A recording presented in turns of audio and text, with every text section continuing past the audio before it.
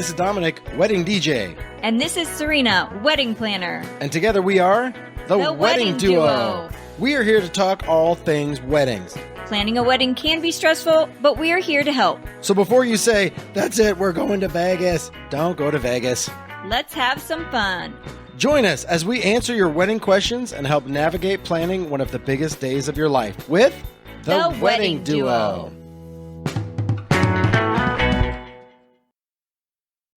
And we are back. Hello.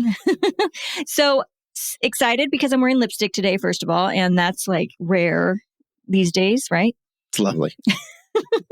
Well, we just been scrambling because, here in Texas, and we've mentioned this before, it's kind of a split wedding season and the fall is upon us, right? So September 1st, we hit the ground running with many events, multiple events each weekend. And there's a lot of prep work. So you can imagine that those weeks leading up to September for us are crazy.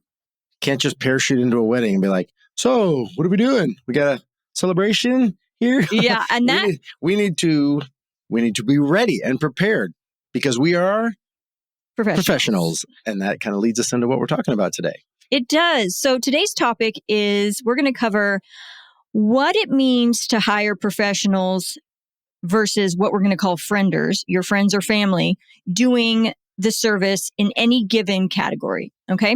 So just our experience in what we've seen, because we have been to events where it's wall-to-wall professionals, and we have been to events where we are the only professional. Many times, yes. Yeah, where, as you've mentioned, there's, someone doing barbecue and Aunt Betty is the planner and your cousins taking pictures. Right. But why do people do it? For the budget. Budget.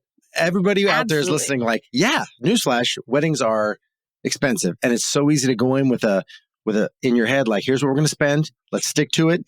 And then you're 2 vendors in and you're like, oh my gosh, it's been blasted out of the water because it's expensive. And everybody, I think, would want to have multiple professionals Exactly. in every category, the best of the best, the cream of the crop, but it's just not in the cards. It's not in the budget because you'll be paying off your wedding on your 25th wedding anniversary. Yeah. And that's not the goal. So everybody's going to have their own budget.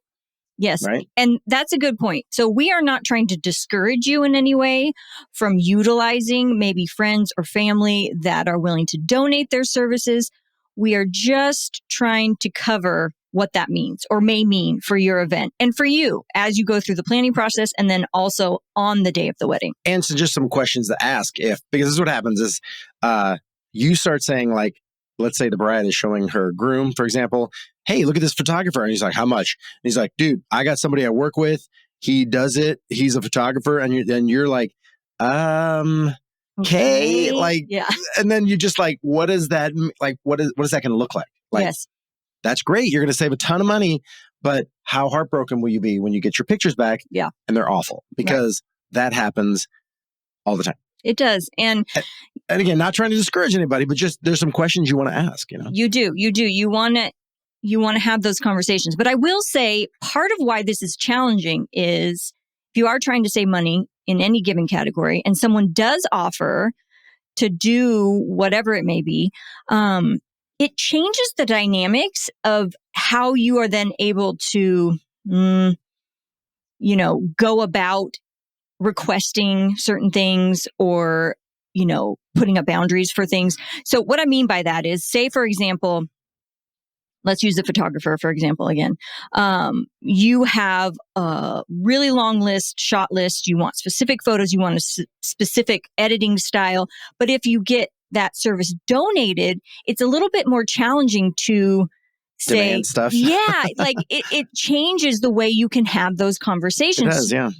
Because if you might have guilt, like, I'd hate to ask because they're doing it for free or they're doing it for a discount or they're doing it for next to nothing. Yes. So then, it changes that for you. And the person on the other side, what if they're just grumpy and they roll their eyes every time you ask them and they're in this mindset where they're like, I never should have done this for free. That's not.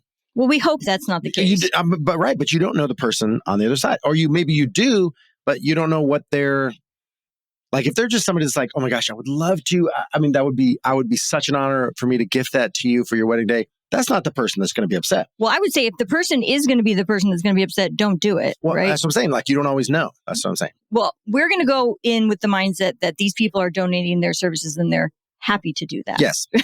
So that's let's a good question. eliminate That's what I'm that saying. But the category. scenario I mentioned happens too. We went with a friend of my fiance's or my cousin who knew a guy, and there's somebody, everybody knows a guy, right? Or a girl. Oh, I know somebody. Like, okay. But what does that mean, right? What does that mean? So so we started with photo, and the reason I think it's easy to talk about photography is because it happens a lot with photographers.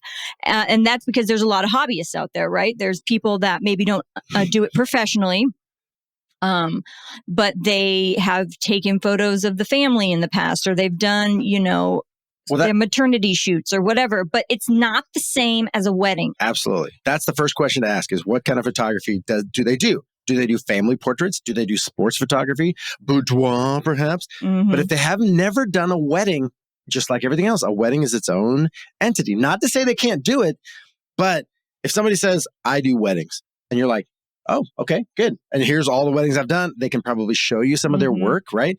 But if they've only done headshots, it's not the same. It's not the same thing because the weddings have a flow, they have a pace. There's not an unlimited time for them, right? Yeah. So the main thing to ask photographers, can I see your work? Right? Yes. That's the first thing I would say. Even if it's someone that's going to do it for you pro bono, or, you're paying, in food or whatever it is, right? Like maybe you just want to make sure, because you don't want to have, as we mentioned before, that regret down the road that the pictures do not look anything like what you thought they might.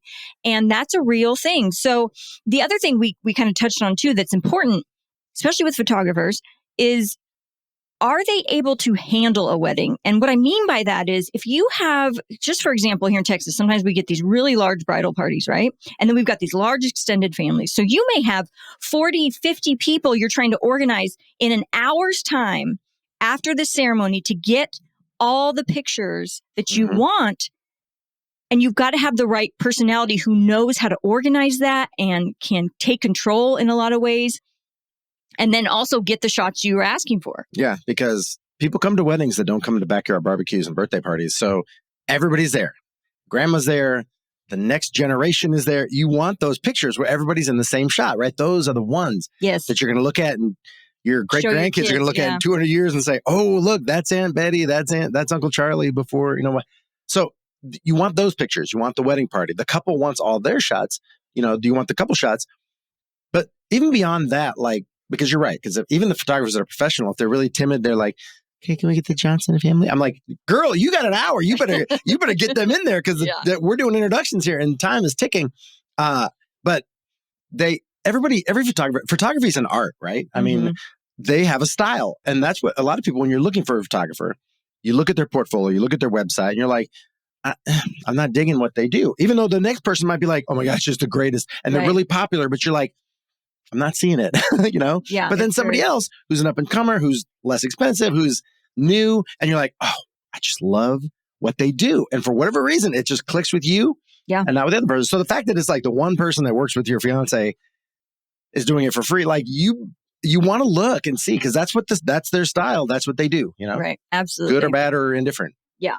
And because there's two sides to it, right? It's day of. So it's how do they manage their time and, get the pictures that are needed day of. But then it's also afterwards. It's the editing. It's all of that work beyond wedding day. I always say when I'm done, I put my speakers down, put my toys away, and I leave. And I'm like, that's great. I'm done. And the photographer's like, and the videographers are like, I'm maybe a third of the way done because they still have all the editing and the work after. It's very time consuming and it is work. So, and that's why when somebody says they'll do it for free, I'm like, okay, but it's a lot and of you may work. not get edits. I've had just the raw footage. A long time ago. I remember very clearly a wedding where it was a friend of the family and they were shooting and they were taking pictures and you were going to get pictures, but that you weren't getting any edits, right? There was no, editing style. You were just getting basically what you could have taken on your phone. So, and that's what people say, man, it's expensive. That's really where a lot of the time and the effort that goes into it, and their skill set on editing is a huge part of what you're hiring, right? Right. And a lot of times they bring a second shooter because, again, they can only be in one spot at one time. Mhm. The videographers can set up a still camera and say record, and they can move and still have a mobile. But spot. even they bring two people. But even they bring often. two people very often. But they can do that and have two cameras going at the same time. A photographer can't do that. They can't be in two places at one time. And even if their second shooter at some point is just like got the checklist, the shot list, I'm like, okay, who's next? Groom side, get in there. Like, where's everybody? Like, don't go away. Mhm. Get the wedding party. Hey, I'm going to finish these shots. Go get the wedding party. Go get the bridesmaids. There's a lot going on, and it needs to be like fluid. Yeah, and there's a lot to be said for having that help. So let's move on, then touch a little bit on video. Wait, before we do, what? Photographers, if there's a photographer out there listening, every time somebody comes up to me and starts looking at, hey, what microphone you got there? What program you running, right? And they're like, I used to be a DJ. I'm like, did you? Okay. Nothing is worse than a photographer. Everybody that has ever bought bought a camera or a lens, like, what lens you got there? I mean, everybody is a expert photographer. So for all you photographers out there, sorry, because I see it occasionally. Somebody used to be a DJ, or I DJ myself, and maybe they do. That's great. It's an interesting conversation, but nothing like photography. They get it the worst. There's a lot. So to touch on video, just briefly, it comes up a lot that couples are on the fence on whether they're going to have video or not have video. Because budget. Usually because they're also expensive often. They are. And this conversation today is not whether or not to do that, but something that came up for me recently that's really interesting, that it's like a new trend, is this whole content creator category. And what that is, if you guys don't know, is it's somebody who's going to be there, another vendor, not necessarily a professional photographer, but they're going to capture video and stills to post to your socials so that real time people are going to be seeing stuff and they'll have some of that for you. So that's something to consider. But when it comes to getting video, I would say what's nice, if you're not going to have a professional videographer, is maybe you do just have someone record the ceremony at least, right? Because that is something that it'll be a blur for you, right? Standing up there. And so it's really nice to be able to listen and watch and see what happened. So even if it's not from the professional perspective, Sure. You may ask just someone to stand in the back and record. That's just a little thing that I've seen. However, the professionals, I mean, yes. If you've never gone back and seen somebody's wedding video, you're just like, oh my God. It's unbelievable. They're geniuses. They're like, like a movie. They're artists. Yeah, it's a movie. And you're the star because, to her point, it goes by in a blur. Mm-hmm. And if you have a great video, you can go back and relive the day and be like, oh my gosh, it was such a great day. The stills are great. You're never going to not want the stills, the photography, but video, man, if it's in the budget, it's fantastic. It's really wonderful. It is so similar to photography. You're going to see different styles. There's a ton of work after the day. The editing, they might do more than photography. I don't know. Oh yeah, editing a video is because then they bring in music as well, and it's a whole. It's brilliant. I mean, it's amazing what they can do. Yeah, and so that, to our point of today's topic, professionals versus frienders. You may have someone who does YouTube, right? Okay, let's just say your friend is on YouTube and they know how to edit. But have they done a wedding? Like, do they know what kind of shots to get or how to cue you to get those moments, So that, again, that's all we're talking about here is the difference between being a professional wedding vendor and having someone who maybe has that skill, but it's not necessarily in weddings. But let's talk about where we can pick up some of this slack. Let's talk about our categories for a second. Okay. If let's say you hired a professional DJ or you hired a professional planner, but you've got a friend or somebody else doing the video and the photography, I can't tell you how many times where they say like, oh, I'm just a friend. I'm like, are you? She goes, yeah, she asked me to take some video. I'm like, okay, here's what's happening. I'm bringing them in from this door, for introductions. I'm bringing them in here.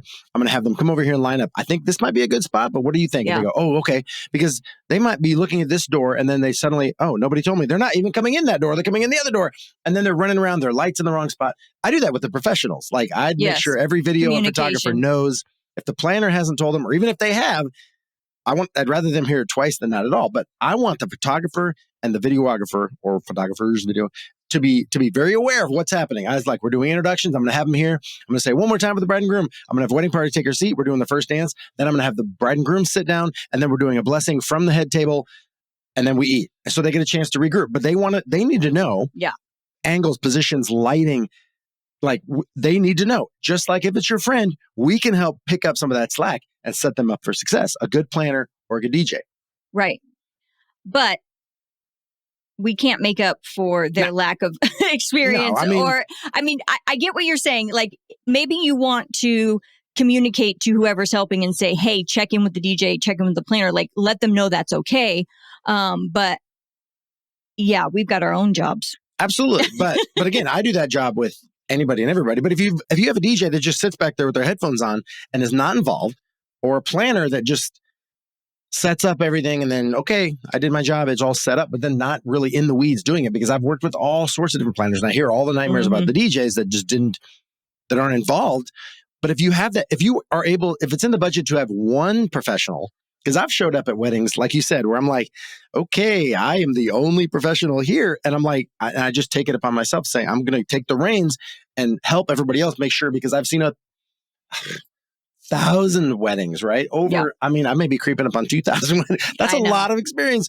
Whereas somebody else is like, I've never shot a wedding before. But that's also, you're only speaking to your experience and what you're willing to do. We want to make sure that we're clear that like your vendors are hired in their vendor category, and you really can't expect them to go too far outside of that, because they're doing their job and they need to do it well, right? No, but you can ask if they want if the photographer wouldn't mind helping with just a basic timeline if you don't have a planner. No. I mean, they've done it. I've had photographers send me their timeline. I go, well, this is different than the one that planned. We need to all be on the same page. Well, and they do it for their own benefit, right? They do it because they need to know those things. And it's good. Absolutely. I think when I see a photographer that knows how to put together a timeline, I think that's great. But I guess I don't want to put the message out there that you can't expect your DJ to run your entire event. No. Okay. But having said that, I compete with an uncle with an iPod all the time. Yes. So if you're going to be considering possibly cutting costs for your DJ, right? I've seen in a lot of Facebook groups recently some conversations about just that they're going to put together a Spotify playlist, that they're going to have a friend, keep an eye on it and what have you. This cannot be more two ends of the spectrum than anything, right? Because, and I'm not saying you can't have a good party and have the music you want and all of that. It's just not the same as also then having someone who will be a host, who will make the proper announcements, who will increase the energy and, change kind of the pace of the event because they are, positive and they're hyping up your crowd. It's just very different. I think really, yeah. And even like you have a friend that's a club DJ and a wedding DJ, there's a lot of overlap, like I've said many times, but there's still their own skill set. And again, if you are a club DJ and you've never done a wedding, you will have your eyes open wide. And just like I would, if I just dropped in a club, I mean, depending on what club it is it a dance hall? Is it an R&B club? Is it is it an oldies? I don't know. But I mean, it'd be overwhelming. I think I can still do it because I can read the crowd, and know what I'm walking into. But it's just a very different animal. And I can tell you, and that's when people say like, oh, my DJ didn't MC. Like, well, let's see, a wedding DJ? Because if you go to their website and you see wedding DJ and you look at reviews or whatever, that's part of the job. Assumed, yeah. And so when we're talking about, though, friends or family helping in this category, there's a lot of prep work if you want it to have the chance at going smoothly, right? Mm-hmm. You really have to talk about timing and the specific songs that you want played, especially for the ceremony, right? Because there's no chance to do it over. You get that one shot at 30 minutes of a ceremony and, you're going down the aisle for a minute. That's all you get. And so if they miss the cue or they forgot to take the ads off the, Spotify, or they're playing it off YouTube subscription. And then as you get the altar, like, hey, make sure to hit that like button. Wah, wah, wah, wah. Yeah. The subscribe below. So there's extra work involved up front for y'all, obviously, right? But that's probably with any more DIY vendor. So it's just something to consider. The other thing that happens a lot now, and this is more of a current problem, is like they don't have the library.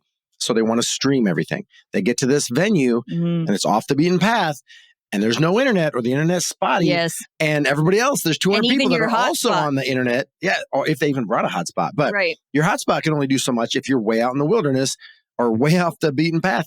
And now your first dance is buffering and it's like cutting out. And so ceremony is one thing, but yeah, your first dance and it's. Or the dance party. You don't want like pauses or, skipping songs. And that happens. I get these emails from these vendors or these venues and they say, FYI, we don't have internet here. And I'm like, oh, that's not for me.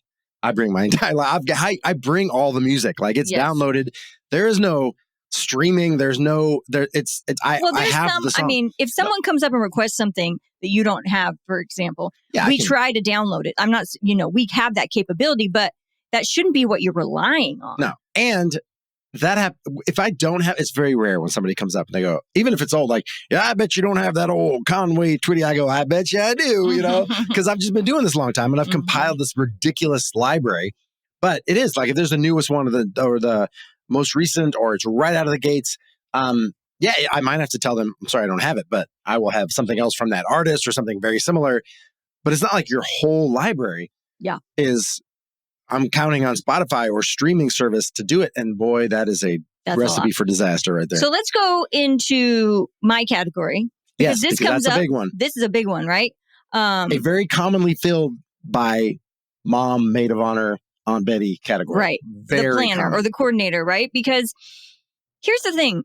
I'm not here to say that your mom or your aunt, or if you're a mom out there listening, that you can't plan or execute a successful event. That's not, that can happen. But what are you giving up? This is the biggest piece, right? You will be in a different role than mother of the bride. You will be planner of the bride. And that means you can't, in some instances, be available. Be available for certain things where you wish you could just be talking to your family that came in from out of state, or having a drink with your sister who you haven't seen, and whatever it is, right? That is what you are giving up. When we do these wedding fairs, and I may have said this before because you always tell me, you say the same thing over and over. You've said a few things this podcast already. Hey, but it's relevant. So, and if you haven't heard that podcast, you're hearing it now. But we have, let's say we're at a wedding fair and mom comes walking up with her second daughter. Oh, yes. And she says, I did everything for her older sister's wedding. I am not doing that. I'm hiring a coordinator because I didn't enjoy it. I was just running around the whole night. Yeah. I mean, it was just not fun. So whoever this person may be, whether they're family or, a friend, just realize that is what they're taking on. If they are committed to giving you the wedding that you want and being there in all those ways, they just also can't be a guest, So, and what is their experience? Do they have experience doing it? So it's not even they won't enjoy it, but will they do a good job? That's a whole thing too. Is like, are they able to run your event? And even if somebody says like, oh, my aunt, she's a corporate planner, corporate is different. I always know in this corporate event, when they send me this, like, here's the run of show. And I go, oh, okay, you do corporate stuff, which is not a big difference, but generally in the wedding world, we call it a timeline versus run a show. And I've done lots of corporate stuff and there's plenty of similarities about running an event. But again, a wedding is its own. Yeah. There's things you do obviously at a wedding that you don't do at a gala. I was just going to say, if a wedding planner is trying to do a gala, that's a different animal too. There's similarities, there's overlap, and I'm sure they could do a good job if you are, savvy. It's probably a better person to do your event absolutely. Than your cousin who's never done one. Yes. So that's something to consider. But this is all just to say that, like, your family or your friends that love you and care about you, they, may want to volunteer this, but do they know what they're getting into?